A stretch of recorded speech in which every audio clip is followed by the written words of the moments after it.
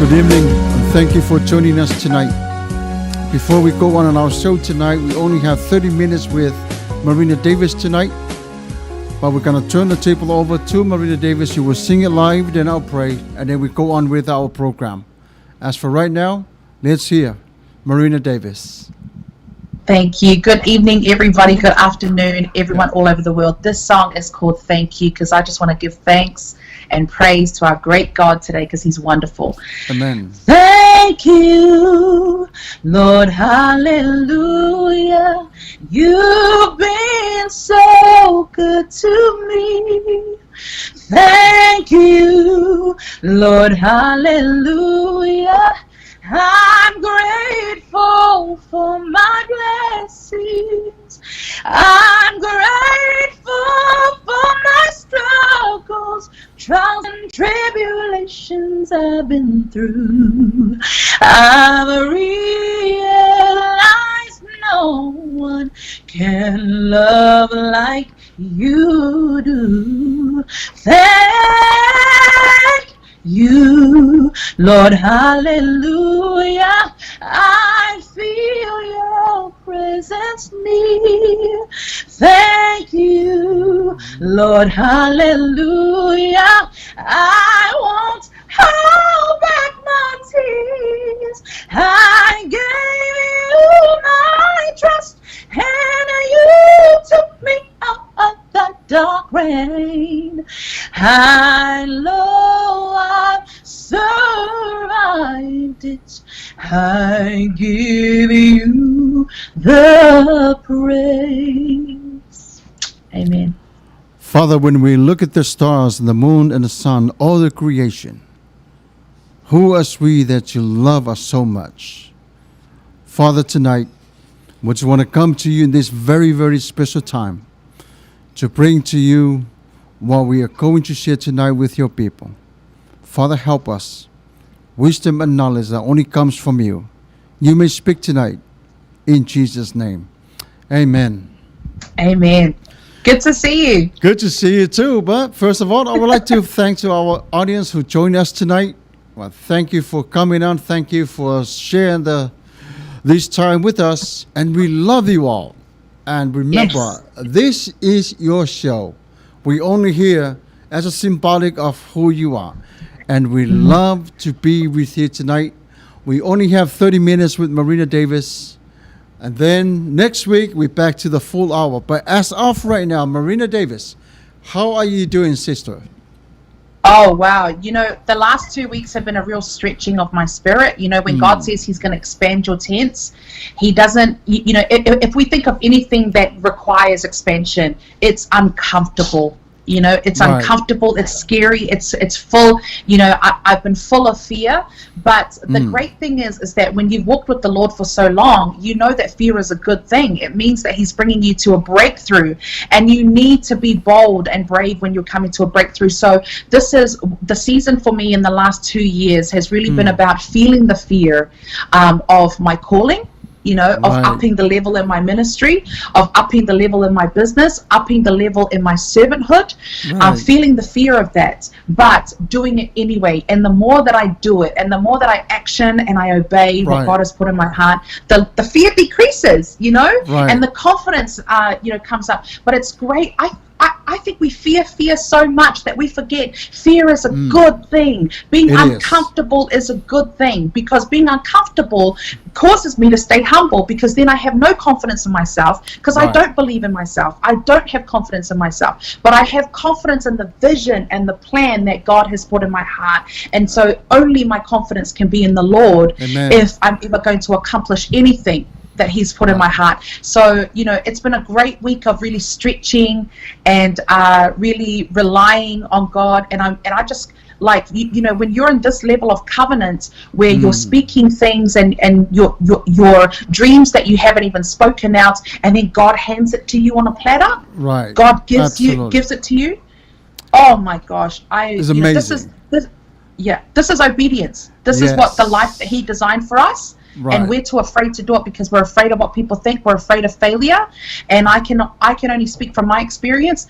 Failure is a great thing. Yes, he is, right? It's wonderful. It's so awesome that you mentioned the word comfort, right? When we're comfortable, that's what we fall into a mess. Right? We must not be comfortable with our serving heart, because the enemy will love to trick the comfort. The next thing we know, go back to lazy. The next thing lazy come out is giving up. After giving up, the next thing that we know is coming after giving up is to lose all the mentality, to lose all the focus on things that is important in life. Instead, leaning to alcohol. And alcohol, it's one of the killer. And a lot of people don't realize, maybe some people realize, alcohol is not a painkiller. You know, it is only numb the brain of the person, the body of the person. But what this alcohol can do to a relationship, and this is what we're going to tackle tonight. Because the majority of the relationship today, you know, there's a man and a woman drink alcohol together. Sisters and brothers are going out together to clubs. Mm-hmm. And then you have aunties and uncles are together, go with the whole entire family going out. It's okay. To me, that's their business. But I would like to see what the alcohol can do to a relationship.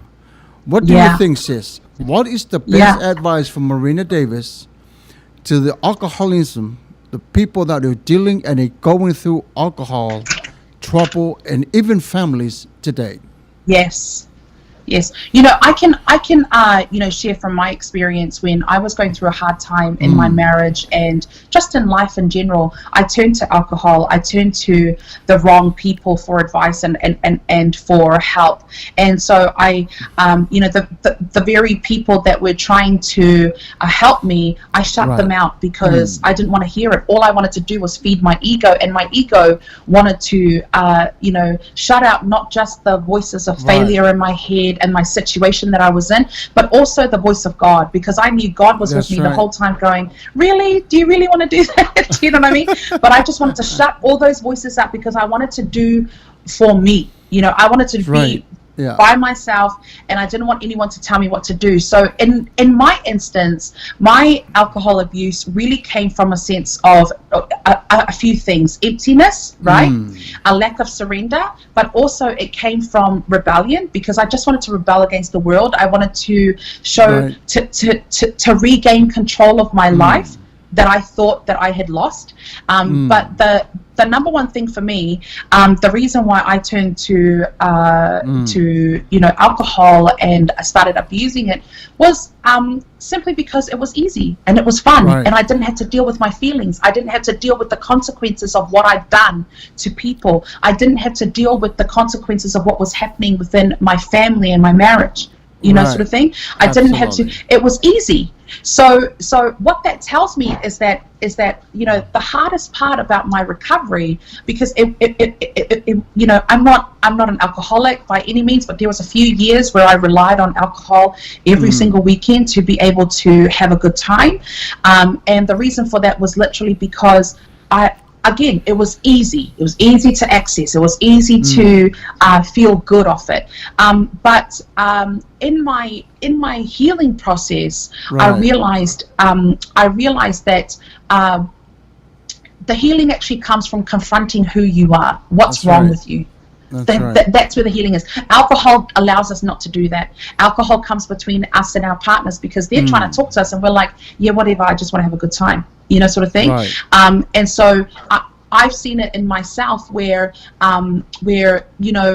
the harder thing is admitting you're wrong. The hardest thing is being uncomfortable in your growth, right? The hardest thing is your husband telling you, hey, you need to really, raise your level. You're really going down a level, sort of thing. And that's harder to face than it is to go and find alcohol. That's know what I mean? Yeah. You know what? Because I'll tell you what. My experience of being an alcoholic, right? Now I see it for myself. This is what the alcohol did to me. Yeah. It separated my heart, my soul, my spirit, and my body. It detached from me. And it left me by myself. So I became an animal. I become like a lion, running around. Nobody can touch me, right? And then it makes me think, you know what? I'm on the top of my game. I can do whatever I can. Okay, that's the time. Now I can sit back and try to help some of the brothers and the sisters that are going through the same trouble. My advice I talk to them is this. When the disputes or family get into relationship, the bar and the nightclub is not your answer. Right. You're not going to numb yourself with alcohol while your wife or the husband is struggling trying to figure this out. Need to stay in a battle. Fight through it naturally, and you see how God will work through the circumstances. Yeah. Right? Oh, absolutely. What do you think? yeah, I'm all for having a good time. I love going out with my friends. But when it becomes something that you're turning to constantly, to be able to shut out, having to deal with, people. This is what I was sharing about this with a few friends. Women don't come out as naggers. We're not designed to be, hey, can you do this? But if like for instance, this year for Valentine's Day, my husband finally hung up the big frames that he bought me last Valentine's Day. Do you know what I mean? So I sound like a nagger because every week I'm like, are you going to hang those up? Are you going to hang those up? Are you going to hang those up? So but the truth is that we are not designed to be naggers. We are, we just want things done properly. If we give you 100%, we want that reciprocated. We want that reciprocated. That's all we ask. And when we see that it's not reciprocated, what do? We start to bring it up because women are natural nurturers. We want to bring out what's wrong so that we can fix it. Men are kind of the opposite. They would rather just brush everything under the table. Everything's fine. Nothing's wrong. Sort of thing. So I guess in that sense, if you're having to turn to something other than your partner and other than God, because I know even with myself, I had to look inside myself. What's wrong with me? That I absolutely need to do this. And I absolutely need to go out and get wasted to actually feel worthy, to actually feel like I had fun. Yes. You know what I mean? That's a great point, right? But I just want our audience to understand, to hear us tonight. In the Bible, there's no such thing that you cannot drink alcohol, right? It's not saying anything. You cannot smoke. It's the first miracle that Jesus did. Individually, relationship. It's up to you. You can drink or not drink. Yes. But I'm not encouraging you to drink. But I'm just saying that in the Bible, you read through the whole Bible, there's no such thing there's no alcohol. No, you cannot do that. You cannot smoke a cigarette. It's your choice. It's your choice. There's times that when we go out with my other colleagues, supervisors, and for my work, they say, Sam, do you want to have a glass of wine? It goes, I choose not. And they respect that because there's a reason why. I want to keep my relationship with God in that way. I want to keep it that way. I want to be the symbolic of who I am to Him that is important to me. Yes. And then now we look at the format with the number today of the alcoholic that is growing. COVID-19 is not an excuse for that. It's the person itself, right? If the alcohol sits there, it's the person has to make that choice. Right? And now the danger is the college student. They're coming out with a 25.9% of these college students alcoholic. And most of them, 15%, they're dropping out because of the alcoholic. Because, what is your advice for, not only for the Samoan students that are in college, in high school, and in school, what is the voice of Marina Davis for those young people today about the alcohol? It's the same advice I give to my children. To be honest, I love a glass of wine when I go out with my girlfriends. I love being able to have fun, and but you don't need alcohol or anything to have fun. Right. But when we're out together and we're having a meal and we're enjoying each other's company, this is the thing. I really believe that alcoholism can also be in our DNA, because if our parents were alcoholics and they sort of displayed that behavior, so will we. But the thing is that it's anything. When we do anything excessively, eating excessively, drinking excessively, all of those things, then that puts our health in risk. And that's what I think that the word is really saying. Hey, look, if you want to live the best life, it'll be good to cut out these things. It even specifies like what kind of meats we can eat, we can and can't eat to live a longer life. This is why, I'm not a Seventh-day Adventist, but I love the studies that have been done over the years of Seventh-day Adventists, is that they live on average 6 to 10 years longer than the average any other religion. And the reason being is because they stick to, or majority of them stick to a vegetarian diet, and they also really observe the Sabbath. Right. You know what I mean? They also really do not do anything. They just rest on the Sabbath, and also they have don't take alcohol and drugs, right? So if that's a testimony of if they're trying to adhere the as best as they can to a biblical diet, then the results, the science of that just backs up, and the studies of that just backs up what the word says. So I think in relation to young people with alcohol, I see it with my own daughters. They're trying to do stuff to fit in, sort of thing. That comes to me down to an identity that is missing. We are, our kids are now being raised in a westernized society, whereas if they were still in Samoa, they would still have strict dress codes, strict, they would have bigger responsibilities than they've ever had here. They've come here and there's a whole different culture. It's acceptable to drink at school, to start having sex early, when you have no idea what that does to your DNA, what that does to your emotional states, what that does to your brain. So the thing with them is that I always ask them, is that who you are? Is that who you are? Really, I don't hold my kids back from doing anything. I tell them this is the result of what possibly the result of what you're going to do, and it's up to you, because I want it to be your choice. Absolutely. You know what I mean? Absolutely. Very, very great points. It depends of who you are, right? Yeah, it's an identity thing. It's how you walk into the valley of this life. Yeah. It depends what you choose is what you pick up. You pick up the bottle of wine that goes with Jesus, you're fine. I'm just saying this. You pick up the wine that belongs to the world, it's going to be a lot of trouble, right? There's so much trouble around the world. But we can make the world better just by living in harmony and have a humble heart and just to care for one another.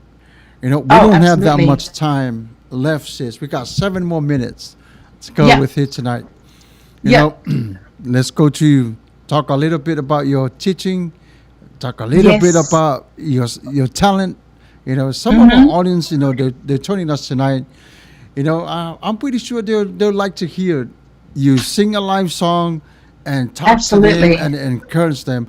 But our audience, just for the records, if you want to find Marina Davis on social media, you can look on Facebook, go on Twitter, go on Instagram. You'll find it. YouTube, you'll find it on there. And amazing. That's right.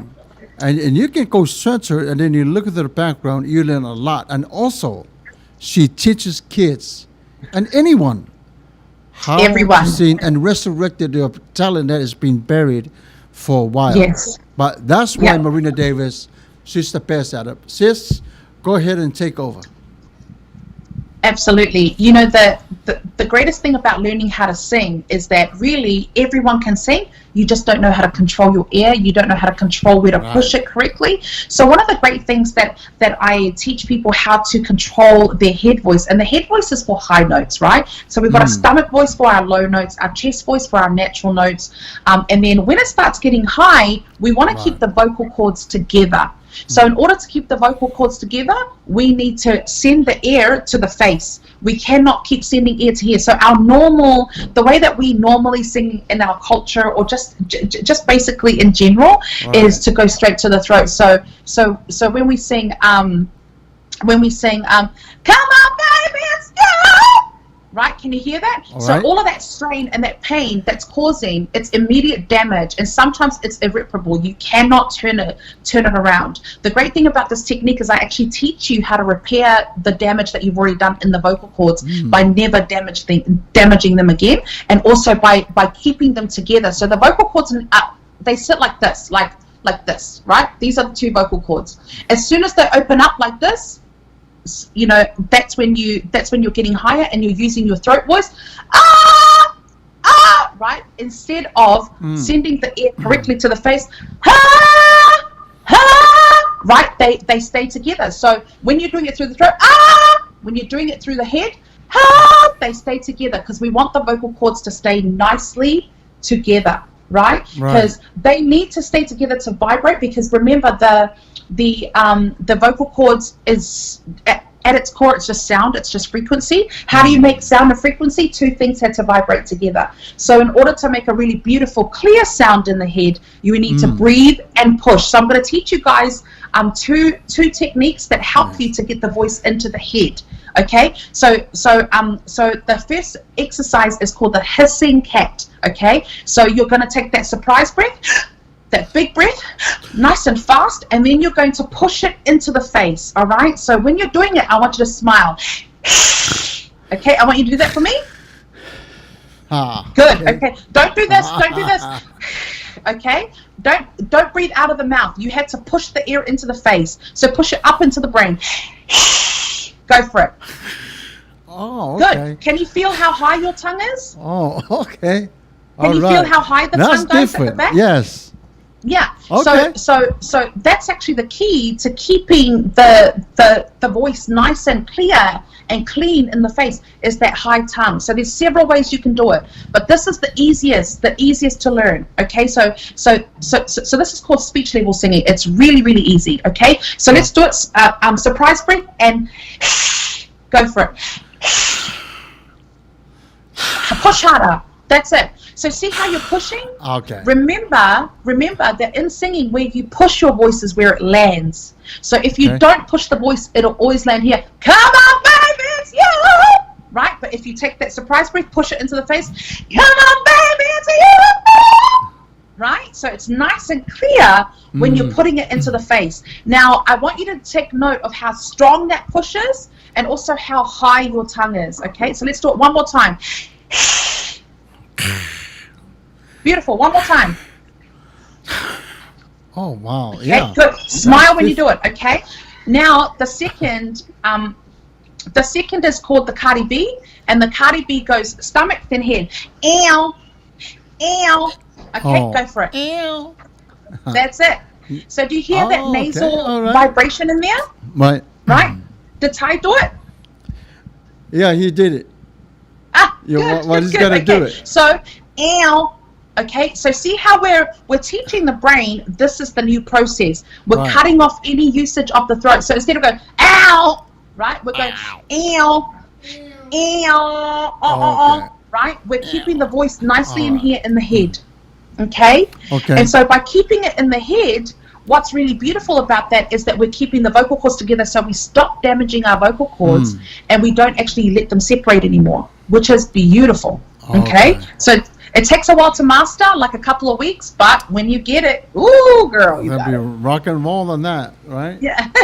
Oh, man. Absolutely, absolutely. That makes me want to sing the song. Yes, sing for us. Alopopo, mafaila umiti. Yes. Okay, so all that together, combine those two together, my deliverance, it has to come out strong in a way I'm telling the story and the theme of the song. So all this got to connected, my ears, my eyes, and my face got to connected all at the same time.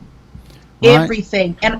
And you know, the great thing is that all you have to remember that singing comes down to there's three ingredients. It's the breath, it's the push, and the third ingredient is the most important, which is the courage.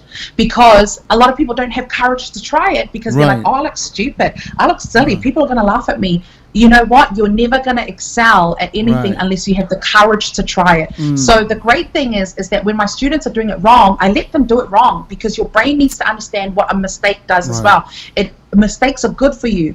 And then when they're making mistakes, I go, great, so what's the pain level? And they tell me 10, 9. Out of 10, what's the pain level? They say 9 or 10. And I say, great. Okay, so let's put that in the 0 by doing the right technique. So that's how I prove to their brain that it works, because immediately when you do the right technique, when I teach you to do the right technique and you just copy and you have the courage to do it, immediately your pain reduces to 0, because you're doing the right thing to keep your vocal cords together.